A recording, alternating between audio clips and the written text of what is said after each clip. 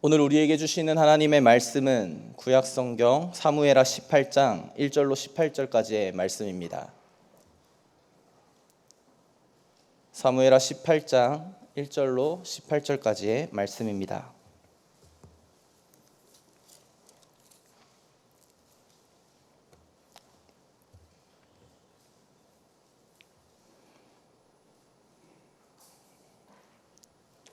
저와 여러분 한 절씩 교독하며 읽도록 하겠습니다. 이에 다윗이 그와 함께한 백성을 찾아가서 천부장과 백부장을 그들 위에 세우고 다윗이 그의 백성을 내보낼새 3분의 1은 요압의 휘하에 3분의 1은 스루야의 아들 요압의 동생 아비새의 휘하에 넘기고 3분의 1은 가드 사람 이때의 휘하에 넘기고 왕이 백성에게 이르되 나도 반드시 너희와 함께 나가리라 하니 백성들이 이르되 왕은 나가지 마소서. 우리가 도망할지라도 그들은 우리에게 마음을 쓰지 아니할 터이요 우리가 절반이나 죽을지라도 우리에게 마음을 쓰지 아니할 터이라. 왕은 우리 만명보다 중하시오니 왕은 성읍에 계시다가 우리를 도우심이 좋으니이다 하니라. 왕이 그들에게 이르되 너희가 좋게 여기는 대로 내가 행하리라 하고 문 곁에 왕이 섬에 모든 백성이 100명씩 1000명씩 대를 지어 나가는지라. 왕이 요압과 아비새와 이때에게 명령하여 이르되 나를 위하여 젊은 압살롬을 너그러이 대우하라 하니 왕이 압살롬을 위하여 모든 군 지휘관에게 명령할 때에 백성들이 다 들으니라. 이에 백성이 이스라엘을 치러 들로 나가서 에브라임 수풀에서 싸우더니 거기서 이스라엘 백성이 다윗의 부하들에게 패하매 그날 그곳에서 전사자가 많아 2만 명에 이르렀고 그 땅에서 사면으로 퍼져 싸웠으므로 그날에 수풀에서 죽은 자가 칼에 죽은 자보다 많았더라. 압살롬이 다윗의 부하들과 마주치니라. 압살롬이 노새를 탔는데 그 노새가 큰 상수리 나무 번성한 가지 아래로 지날 때에 압살롬의 머리가 그 상수리 나무에 걸림에 그가 공중과 그 땅 사이에 달리고 그가 탔던 노새는 그 아래로 빠져나간지라. 보고 요압에게 알려 이르되 내가 보니 압살롬이 상수리 나무에 달렸더이다 하니 요압이 그 알린 사람에게 이르되 내가 보고 어찌하여 당장에 쳐서 땅에 떨어뜨리지 아니하였느냐. 내가 내게 은 10개와 띠 하나를 주었으리라 하는지라. 그 사람이 요압에게 말하되 내가 내 손에 은 1000개를 받는다 할지라도 나는 왕의 아들에게 손을 대지 아니하겠나이다. 우리가 들었거니와 왕이 당신과 아비새와 이때에게 명령하여 이르시기를 삼가 누구든지 젊은 압살롬을 해하지 말라 하셨나. 아무 일도 왕 앞에는 숨길 수 없나니 내가 만일 거역하여 그의 생명을 해하였더라면 당신도 나를 대적하였으리이다 하니 요압이 이르되 나는 너와 같이 지체할 수 없다 하고 손에 작은 창 셋을 가지고 가서 상수리 나무 가운데서 아직 살아있는 압살롬의 심장을 찌르니 요압의 무기를 든 청년 10명이 압살롬을 에워싸고 쳐 죽이니라. 요압이 나팔을 불어 백성들에게 그치게 하니 그들이 이스라엘을 추격하지 아니하고 돌아오니라. 그들이 압살롬을 옮겨다가 숲을 가운데 큰 구멍에 그를 던지고 그 위에 매우 큰 돌 무더기를 쌓으니라. 온 이스라엘 무리가 각기 장막으로 도망하니라. 압살롬이 살았을 때에 자기를 위하여 한 비석을 마련하여 세웠으니 이는 그가 자기 이름을 전할 아들이 내게 없다고 말하였음이더라. 그러므로 자기 이름을 기념하여 그 비석에 이름을 붙였으며 그 비석이 왕의 골짜기에 있고 이제까지 그것을 압살롬의 기념비라 일컫더라. 아멘. 하나님 우리 아버지와 그리스도 예수로부터 오는 은혜와 평강이 이 시간 우리와 함께 하기를 구합니다. 아멘. 이 인사말은 사도 바울이 주님의 몸된 교회를 향해 편지하며 전한 인사말이지요. 이 시간 사도 바울과 같은 마음으로 말씀이 선포됩니다. 이름부터 은혜와 평강이 가득한 은평교회 위에 말씀을 통하여서 하나님이 주시는 은혜와 평강을 가득히 누리는 이 아침이 되기를 진심으로 소망합니다. 오늘 우리는 우리를 찾아 부르신 하나님의 은혜 가운데에 말씀을 마주하게 됩니다. 오늘 본문을 함께 읽으면서 여러분들은 어떤 생각이 드셨나요? 이상하게도 저는 오늘 본문에서 하나님이라는 이름을 찾을 수가 없었습니다. 또는 그 이름 여호와가 등장하지 않는 것처럼 보입니다. 다윗은 군대를 세 편대로 나누어서 출정시키지요. 요압이 전쟁을 지휘하였고 이름 모를 병사는 자기의 소신을 말합니다. 전장에서는 칼이 부딪히고 압살롬은 나무에 걸리고 요압은 창을 그의 심장에 꽂습니다. 어디를 찾아보아도 하나님의 이름은 등장하지 않는 것처럼 보입니다. 마치 역사의 어느 한 장면을 기록했나 싶을 정도로 지극히 인간적인 사건들의 연속으로 보이는 것이 바로 오늘 우리가 마주한 본문입니다. 오늘 우리의 인생에도 마치 하나님이 보이지 않는 것 같은 때가 있지는 않으십니까? 치열한 인생이라는 전장 한복판을 살아갈 때에 외로운 싸움이 이어질 때에 그러한 우리에게 오늘 8절 말씀은 이렇게 말하고 있습니다. 그날의 수풀에서 죽은 자가 칼에 죽은 자보다 많았다. 전장에서 칼보다 수풀이 삼킨 자들이 더 많았다라는 의미입니다. 누구의 명령도 누구의 전략도 누구의 손도 닿지 않는 그 자리에서 더 많은 일들이 벌어지고 있었다라는 고백이지요. 누가 이 일을 했겠습니까? 누가 수풀에 계셨겠습니까? 이 질문을 안고 오늘 본문을 들어가 보도록 하겠습니다. 전쟁이 시작되기 전에 이 출정의 자리에서 온 백성이 다 듣는 자리에서 다윗은 세 명의 장군에게 한 가지를 부탁했습니다. 나를 위하여서 젊은 압살롬을 너그러이 대우해 주라라는 말이었습니다. 이 명령은 왕으로서의 명령이 아니었습니다. 아버지로서의 간청이었습니다. 반란을 일으킨 아들이었지만 자신의 왕위를 빼앗으려 한 아들이었지만 그럼에도 아버지 다윗은 그를 그 젊은이라 부르며 너그러이 대우하라라고 부탁합니다. 그러나 아버지의 발행과는 달랐습니다. 전장의 논리는 달랐지요. 압살롬이 상수리 나무에 머리가 걸려 허공에 매달려 있는 것을 한 병사가 발견하고는 요압에게 보고하였습니다. 그러자 요압은 네가 보았다면 왜 그 자리에서 죽이지 않았느냐?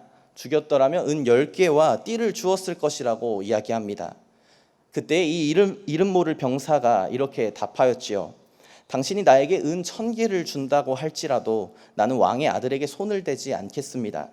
왕이 당신과 아비새와 이때에게 명령하시기를 누구든지 그 젊은이 압살롬을 해하지 말라고 하셨기 때문입니다. 라고 말입니다. 이름도 남기지 않은 병사였지만 이 병사는 왕의 말을 기억하였고 지켰습니다. 눈앞에 요압이라는 강력한 압력이 있었겠지만 그는 그 앞에서 담대히 거절할 수 있는 용기가 있었던 사람입니다. 그러나 이 병사의 만류에도 불구하고 요압은 달랐습니다. 직접 나무 아래로 가서 창셋으로 압살롬의 심장을 찔렀습니다. 왕의 간청을 들었고 한 병사를 통해 다시 한번 재고해 볼 여유가 생겼겠지만 그는 이마저도 무시했습니다. 자기의 손으로 결판을 내려 했던 것입니다. 다윗의 간구와 한 병사의 순종, 그리고 요압의 혈기. 세 사람 모두 자기 나름들의 이유가 있었습니다.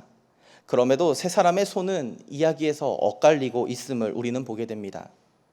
그런데 인간의 손들이 엇갈리는 바로 그 자리에서 본문은 역사의 주관자가 누구인가를 뚜렷하게 소개하고 있는 것입니다. 그날에 수풀에서 죽은 자가 칼에 찔려 죽은 사람보다 많았다. 수풀이 삼켰다라는 뜻입니다. 히브리어 원문을 보신다면 이 장면은 더 선명하게 드러납니다. 8절의 원문은 수풀이 백성을 먹어치우는 것이 더 많았다라는 의미입니다. 주어는 수풀이 되고 동사는 먹다, 삼키다입니다. 칼이 사람을 죽였던 것이 아니라 땅 자체가 사람을 삼켰다라는 것이 뜻입니다. 인간의 전략이 아닌 자연이, 인간의 손이 아닌 수풀이 전쟁의 진짜 역사를 쓰고 있었던 것입니다. 돌아보면 성경에서 땅이 삼키는 장면은 이것이 처음이 아닙니다. 광야에서 고라가 반역하였을 때에 하나님은 땅을 여셔서 그들을 삼키셨습니다. 출애굽 때에 홍해를 통해 바로의 군대를 삼키셨던 분은 바로 우리의 하나님이십니다. 성경의 언어에서 땅이 삼킨다라는 것은 하나님의 심판이 인간의 손을 넘어 거치지 않고 직접 집행되는 방식이었습니다. 그런데 오늘 본문에서는 하나님의 이름이 한 번도 불리지 않습니다. 저자는 하나님께서 숫풀로 심판하셨다라고 하지도 않습니다. 다만 숫풀이 삼켰다라고만 기록하고 있습니다. 왜 그랬을까? 바로 앞 17장 14절에 저자는 이렇게 이미 선언해 두었기 때문입니다. 이는 여호와께서 압살롬에게 화를 내리려 하사 아히도벨의 좋은 계략을 물리치라고 명령하셨음이더라. 이 모든 사건의, 이 모든 역사에 치열한 전장의 뒤에 누가 있는지 저자는 이미 말해 두었습니다. 그래서 18장에서 굳이 하나님의 이름을 다시 부를 필요가 없었던 것입니다. 그러나 숫풀이 삼켰다라는 이 한 문장을 통해 이 역사의 주관자가 누구인가를 분명히 말해두고 있는 저자입니다. 그리고 분명 이 숫풀은 다윗에게는 낯설지 않은 장소였을 것입니다. 다윗이 사울에게 쫓겨 도망하던 때가 있었지요. 그때 하나님께서는 선지자 갓을 통하여서 다윗에게 유다 땅으로 돌아가라라고 말씀하신 적이 있습니다. 그때 다윗이 갔던 곳이 헤렛 숫풀이었습니다. 같은 단어입니다. 숫풀. 그때의 숫풀은 다윗을 숨겨주었고 사울의 손이 닿지 않는 곳에서 숫풀은 다윗을 품었습니다. 주의 날개 아래 거하였던 다윗이지요. 그리고 같은 숫풀이 등장합니다. 그때의 숫풀은 다윗을 지켰던 숫풀이라면 이번에는 다윗을 위협하는 자들을 삼키는 숫풀이 됩니다. 그분이 다윗의 생명을 지키실 때에도 숫풀을 사용하셨고 반란의 결말을 쓰실 때에도 숫풀을 쓰고 계시는 것입니다. 인간의 손이 닿지 않는 거리에서 그 자리에서 하나님께서는 숫풀로 역사를 쓰고 계시는 분이십니다. 그리고 본문의 마지막 장면에서도 다시 또 숫풀이 등장하게 됩니다. 이 모든 것이 하나로 모이는 장면인데요. 요압의 창에 찔려 죽은 압살롬은 다시 숫풀 가운데 구덩이에 던져지게 됩니다. 그리고 그 위에 돌무더기가 쌓이게 되지요. 근데 압살롬은 어떤 죽음을 꿈꿨을까? 18절 말씀은 이렇게 말하고 있습니다. 압살롬은 살았을 때 자기를 위하여 한 비석을 마련하여 세웠으니 이는 그가 자기 이름을 전할 아들이 내게 없다고 말하였음이더라. 그러므로 자기 이름을 기념하여 그 비석에 이름을 붙였으며 그 비석이 왕의 골짜기에 있고 이제까지 그것을 압살롬의 기념비라 일컬었더라. 여기서 비석이라고 번역된 단어는 야드라는 단어입니다. 바로 손이라는 뜻이죠. 압살롬은 자신의 손으로 자기 이름이 기념될 기념비를 세웠습니다. 내 이름을 전할 아들이 내게는 없으니 내 손으로 나의 이름이 기억되게 하겠다. 그래서 기념비를 세웠던 것입니다. 그것이 바로 압살롬의 야드였습니다. 그러나 그의 마지막, 그의 죽음은 어떠했습니까? 자기 이름을 새긴 비석은 왕의 골짜기에 서 있었지만 정작 그의 몸은 숲풀 한가운데 던져져 이름 없이 큰 돌무더기에 덮인 것을 우리는 보게 됩니다. 자기 손으로 세운 비석과 하나님의 숲풀이 만든 돌무더기, 두 개의 돌이 본문의 마지막 장면을 장식하고 있습니다. 여러분, 하나님이 보이지 않으셨던 것이 아닙니다. 하나님께서는 보이지 않으시는 방식 가운데에 숲풀을 통해 역사의 결말을 친히 쓰고 계셨던 것이지요. 그런데 여기서 한 가지 질문이 생기게 됩니다. 하나님께서 숫풀을 통해 이미 삼키고 계셨다면, 하나님께서 그 뜻을 정하여 이미 움직이고 계셨다면 그 이름 없는 병사의 거절, 그 순종은 과연 무엇이었을까 하는 질문입니다. 그는 요압 앞에서 담대히 거절할 줄 아는 사람이었습니다. 왕의 명령을 기억하고 은 1000개를 준다 할지라도 손을 대지 않았을 것이다 라고 말했습니다. 그러나 결과를 바꾸지는 못했습니다. 요압은 창을 꽂았고 압살롬을 죽였고 숫풀은 이미 그를 삼키고 있던 것으로 보입니다. 그의 순종이 없다 하더라도 하나님의 역사는 마무리되었지 않을까요? 그렇다면 그의 거절은 헛된 노력이었을까요? 그런데 본문을 다시 읽어보신다면 저자는 이 병사의 이름을 기록하고 있지 않음을 보게 됩니다. 그러나 그의 말만큼은 지우지 않았습니다. 12절과 13절 두 절에 걸쳐 그가 왜 거절하였는지, 무엇을 기억하고 있는지를 상세히 기록해 두었습니다. 오히려 요압이 압살롬을 찌르는 장면보다도 길게 이 이름 없는 병사의 순종을 하나님께서는 기억하고 기록하셨던 것입니다. 하나님의 주권이 우리의 순종을 무의미하게 만드는 것은 절대 아닙니다. 오히려 우리의 그 순종을 기억하시고 역사에 기록하시는 분이 바로 우리의 하나님이십니다.